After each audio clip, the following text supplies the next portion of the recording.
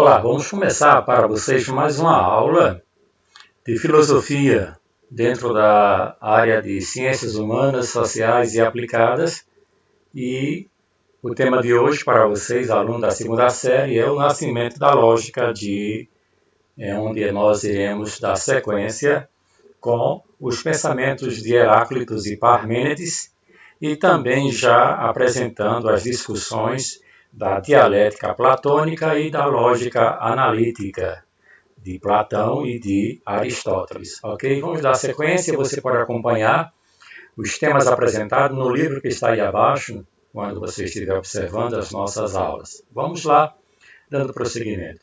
Certo? Aí o sumário, o uso do cotidiano da lógica, Heráclito e Parmênides, o aparecimento da lógica, as atividades que serão feitas depois de apresentar aqui os conteúdos e também o próximo assunto, ok?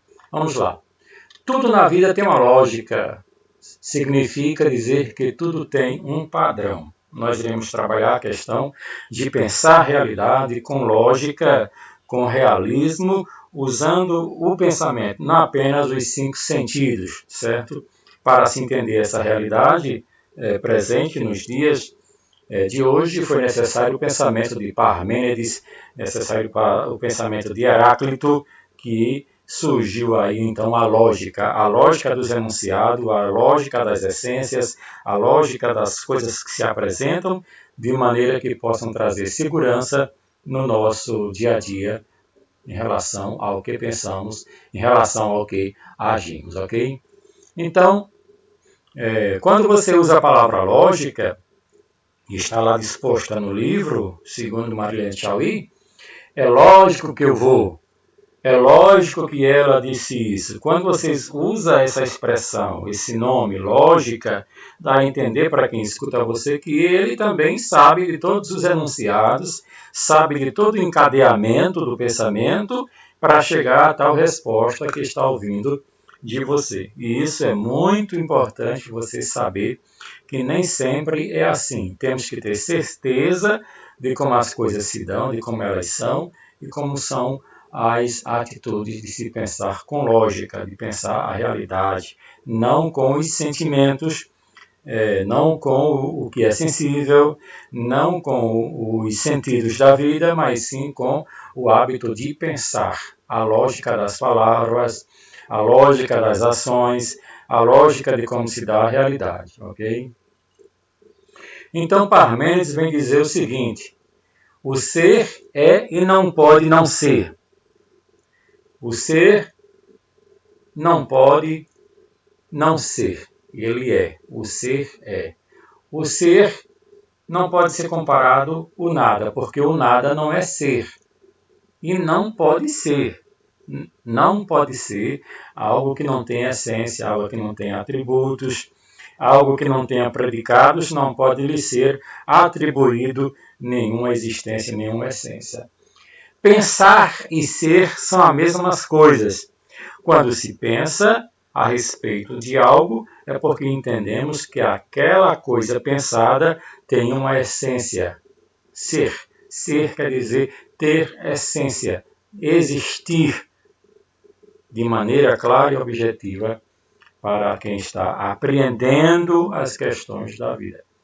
O ser não pode ser pensado nem enunciado. O não ser não pode ser pensado e nem enunciado. Nós não podemos pensar o nada, não se pensa o nada.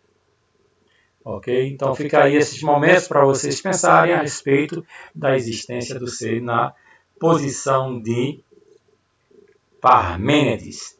Aí tem 4 pontos que você precisa analisar muito bem, mas vamos aqui ao primeiro, que ele também expressa, certo? 4 argumentos que levam aos atributos do ser. E esses 4 argumentos levam aos atributos do ser, certo? O que são atributos? Algo que compõe a essência de uma coisa. E a coisa que nós estamos tratando aqui é a existência do ser, certo? O ser é idêntico a si mesmo. O ser é um. O ser não pode ser gerado. O ser é imperecível. O ser é indivisível. O ser é imutável. O ser é imóvel. Aí esses sete atributos falam claramente do que é o ser. Certo? Primeiro, ele diz assim, se o ser fosse diferente de si mesmo, ele não seria o que é. Ou seja, não pode haver duas caras em um ser. Na visão de Parmênides, ou você é, ou você não é. Ou você é sim, sim, ou você é não, não. O não ser não cabe na discussão filosófica de Parmênides. Você tem que estar atribuído com as suas próprias essências, sem negar a sua existência, sem negar a sua posição de ser. Então fica aí esse primeiro momento para você entender. O ser é um. Se ele é um, ele não tem a necessidade de ser outro, porque quando ele passar a ser outro, ele perde toda a sua característica de unidade, certo? De primeiro ser, de ser completo, de ser homogêneo. O ser não pode ser gerado. Na questão de Parmênides, o ser ele é autogerado, não tem nenhuma necessidade. Não pode ser gerado do nada. O nada não é e não pode ser. Então ele não pode dar origem ao ser. Quem? O nada. O nada não pode dar origem ao ser. O ser é imperecível. Ou seja, ele não tem começo, ele não tem fim, certo? Ele é eterno, ele não precisa ter relação com o espaço, com o tempo, para poder existir. Ele está acima desse tempo, acima desse espaço. Essa é a primeira filosofia de Parmênides, que vem apresentar o Uno como sendo o ser existencial. O ser é indivisível. Se ele é indivisível, ele não pode se dividir para poder existir. Ele é completo, ele não tem que se dividir para se ter ou ser percebido como existente. Ele é indivisível, ele é dessa maneira. O ser nem é divisível, visto ser todo homogêneo, mas é todo cheio do que é. Tudo tem nele. Ele não tem carência nem ausência de nada. Ele não tem ausência de tempo, não tem ausência de espaço, ele não tem carência de tempo, ele não tem carência de espaço, porque ele é completo, ele é eterno. Mas, porém, tudo ele tem para fazer com que se exista em si mesmo, ok? Ele é imutável. Por que ele é imutável? Porque se ele muda para ser outra coisa, ele deixa de ser o ser verdadeiro, o ser uno, o ser indivisível. Ele não muda. É dia, é noite, certo? Ele é completo, não tem carência de nada. Ele não precisa mudar. Passa o dia, passa o tempo, passa a hora, passa os anos, e a sua essência não muda, porque ele é completo, certo? O ser é imóvel. Ele não precisa de espaço para existir, ele não precisa de tempo para existir, certo? Ele descansa nele mesmo. Ele descansa nele mesmo e no mesmo lugar, porque ele não tem incompletude, ele é completo em todos os seus aspectos. Já no caso de Heráclito, ele apresenta um momento bem importante na filosofia para se pensar a realidade. Ele classificado como pertencente à escola jônica, certo? Ele vem trazer uma ruptura na filosofia pré-socrática com as ideias dos Eleatas e desemboca também nas filosofias socráticas, platônica e aristotélica. Ele foi esse filósofo que conseguiu dar também voz ao pensamento da filosofia grega quando era necessário falar algo bem importante. Como, por exemplo, ele observa o constante devir. Essa palavra devir quer dizer a constante mudança das coisas. O mundo está em perpétuo fluxo. perpétuo caminhar, em perpétua mudança, certo? Tudo muda, ele diz no seu pensamento identificado como Pantarrei. Tudo muda, tudo flui, certo? Ele encontra também uma substância, e essa substância explica o devir constante através de si próprio. Para ele, essa substância é o fogo, que não é algo corpóreo, mas ativo, inteligente e foi criado. Qualquer mudança que ocorre no mundo se dá através do fogo. O que está mudando, ou está indo ao fogo, ou está voltando. Esse fluxo eterno é um processo dialético. Ele já processa aí já um novo entendimento de relação dialético. É um que precisa estar em contato com o outro para depois chegar a um denominador comum.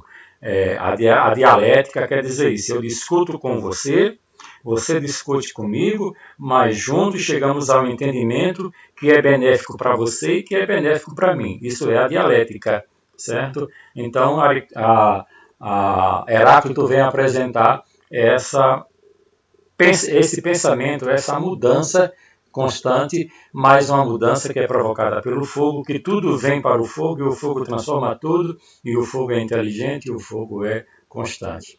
Essa relação é composta pelo duelo entre os contrários, o qual gera novas características. Por pensar assim, Heráclito é considerado o pai da dialética, o eterno devir.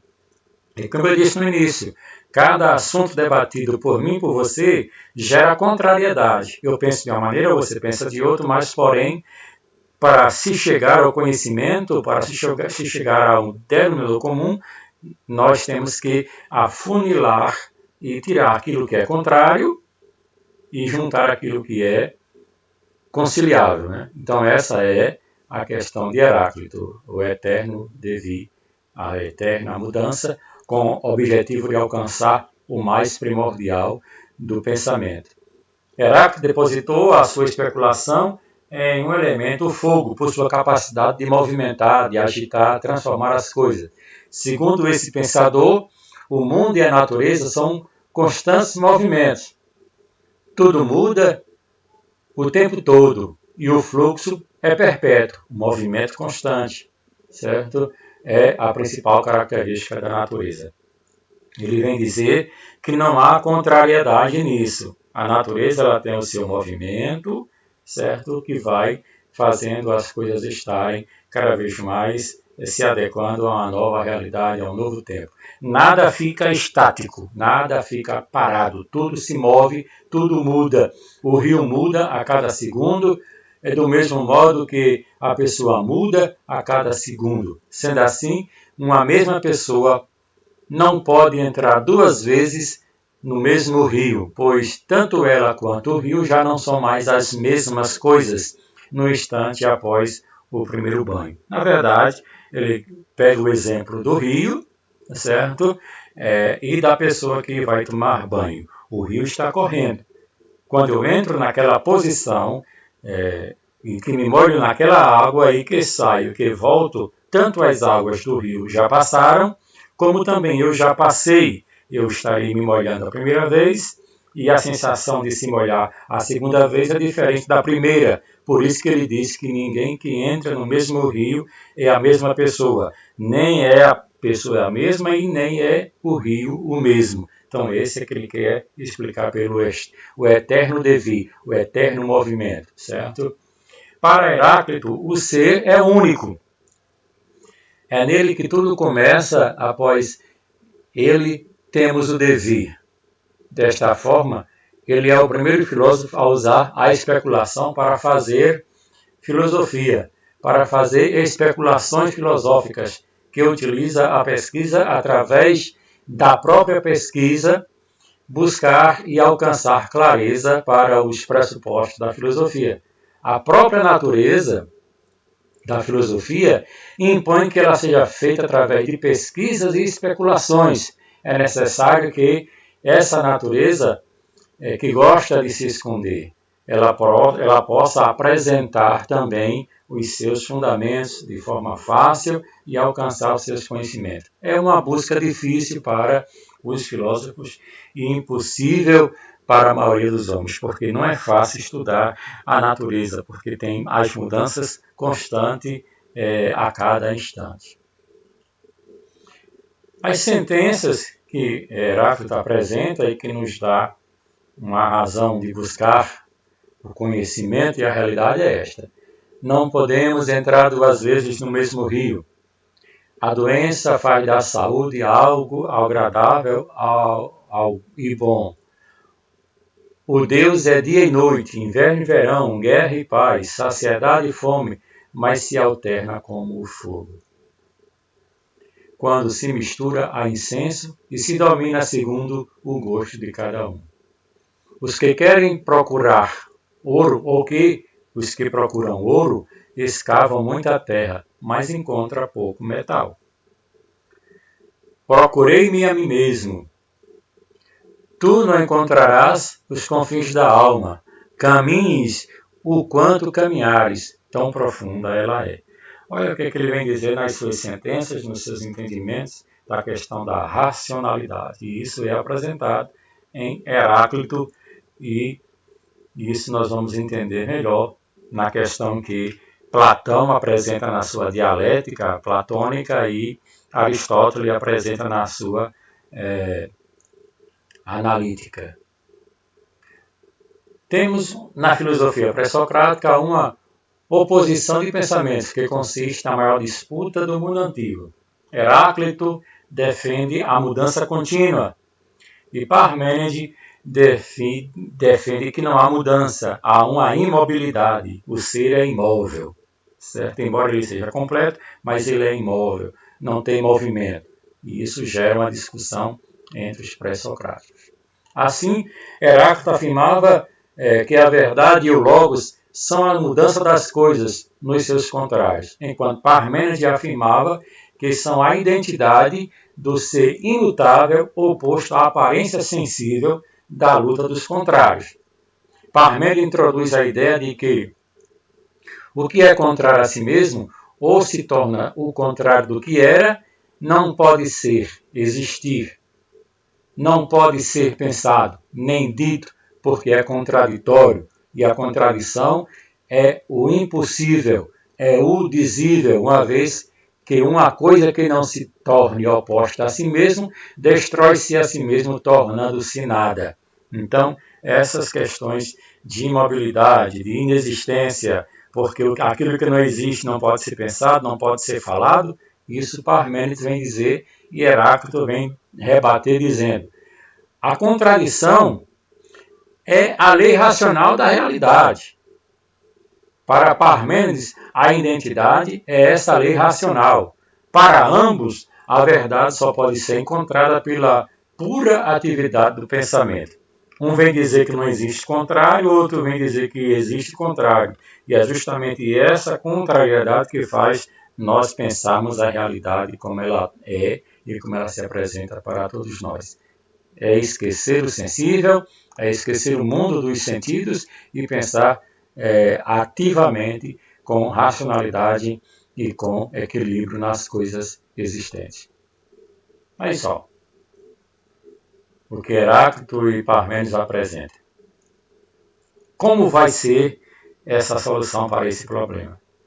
Será preciso, portanto, uma solução que prove que a mudança e os contrários existem e pode ser pensado, mas ao mesmo tempo que prove que a identidade ou a permanência dos seres também existe.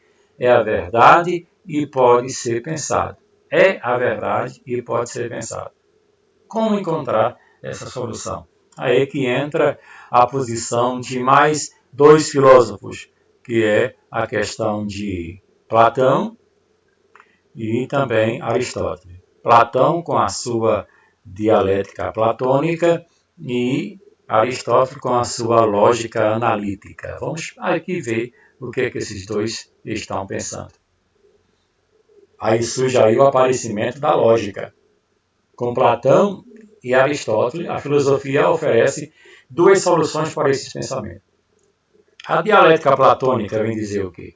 Platão considerou que Heráclito tinha razão no que diz que se refere ao mundo físico, isto é, ao mundo dos seres corporais, pois a matéria é o que está sujeito à mudança contínua e há oposições internas. Heráclito está certo no que diz respeito ao mundo de nossas sensações, percepções, opiniões, o mundo natural e o mundo material, que Platão chama de mundo sensível. Esse mundo sensível ele está numa constante mudança, né? Mas existe o mundo inteligível, o mundo perfeito, em que nesse mundo não há imperfeição, não há falsidade, não há simulacro, tudo é real, tudo é verdadeiro.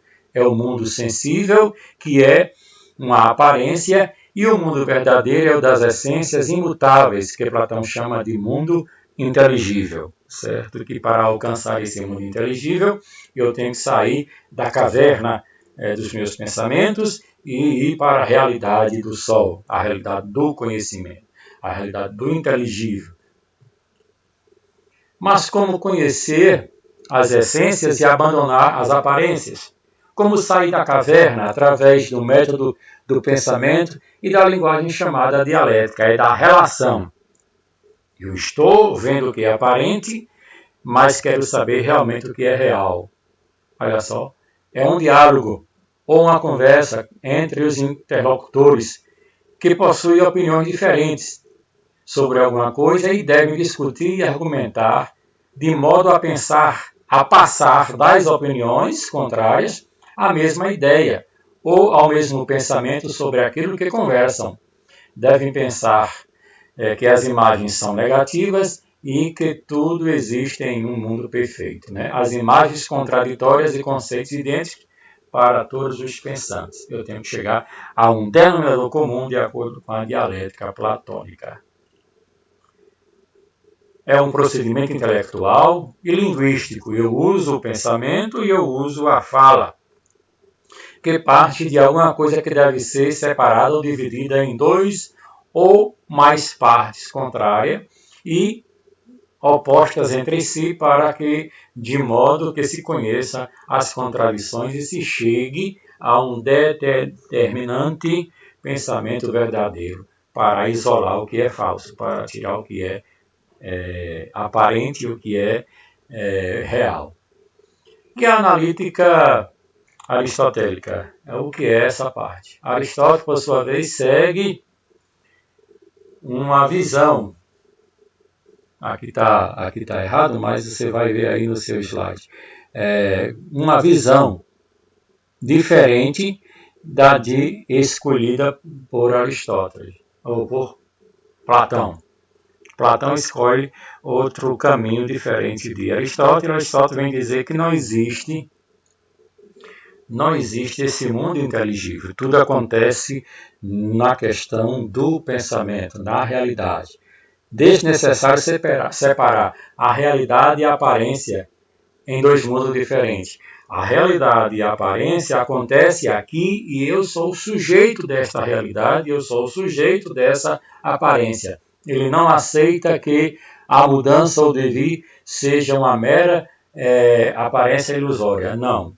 Acontece porque eu estou sentindo, ouvindo, cheirando, falando e tocando.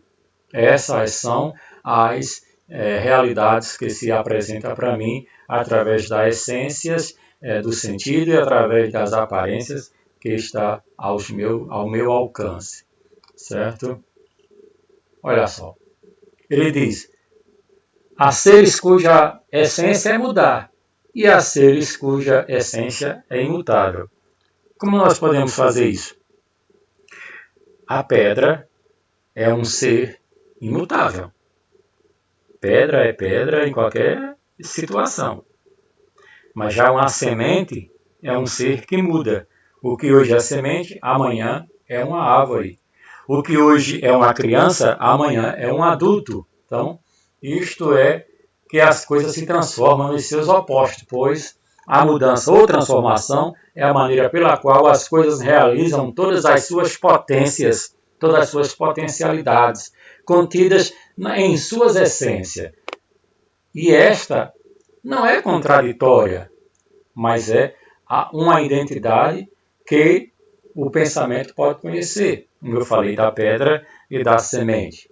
Por exemplo, quando uma criança se torna adulta, ou quando uma semente se torna árvore, nenhuma delas se tornou contrária a uma outra, mas desenvolveu uma potencialidade definida pela identidade própria de sua essência. E essa é a lógica aristotélica, essa é a lógica analítica de Aristóteles. Okay? Qual a diferença entre a dialética platônica e a lógica analítica, ou a lógica aristotélica? A dialética platônica é o exercício direto do pensamento e da linguagem, um modo de pensar que opera com os conteúdos do pensamento e do discurso. É o pensamento que faz sua própria dialética com a realidade para separar o que é falso e para separar o que é verdadeiro. A lógica aristotélica diz é um instrumento que antecede o exercício do pensamento e da linguagem, oferecendo-lhes meios para realizar o conhecimento e o discurso. É conhecendo as coisas, é conhecendo a realidade que eu faço o entendimento das coisas, como diz Aristóteles, a respeito da criança e a respeito da semente. Que a criança se torna adulto e da semente que se torna árvore, e isso é uma completude uma da outra. Para Aristóteles, a lógica é um instrumento para o conhecer. Em segundo lugar, a dialética platônica é uma atividade intelectual destinada para trabalhar contrários e contradições para superar, chegando à identidade da essência ou da ideia imutável, depurando e purificando as opiniões contrárias. A dialética platônica chega à verdade do que é idêntico e o mesmo para todo em todas as inteligências. Ou seja, ele vai usar o pensamento e o discurso para chegar a esse entendimento. A lógica aristotélica oferece um procedimento que deve ser empregado naqueles raciocínios que se referem a todas as coisas das quais possamos ter o conhecimento universal e necessário. E seu ponto de partida não são as opiniões contrárias, mas princípios, regras e leis necessárias e universais do pensamento. É pensar a realidade de forma prazerosa na guerra entre a dialética platônica e na guerra entre a lógica analítica de Aristóteles, certo? Então aí vocês têm a nossa síntese e você pode responder claramente as questões que estão dispostas aí. A questão 1, a questão 2, a questão 3, a questão 4, a questão 5 e a questão 6. Está aí na página do seu livro, 129, responder e enviar da melhor maneira que vocês entenderem, ok? Muito obrigado, estamos chegando, vamos passar agora para o último slide para apresentar o nosso próximo assunto para você. O próximo assunto é o capítulo 12, nós vamos estudar agora os elementos desta lógica dentro da separação, dentro do que é verdadeiro, do que é falso, como nós podemos entender mais ou menos essa questão, ok? Então fiquem todos aí com a melhor maneira possível de entender isso. Qualquer dúvida eu estou à disposição de vocês para que vocês entendam a nossa aula, certo? Valeu, fui, muito obrigado.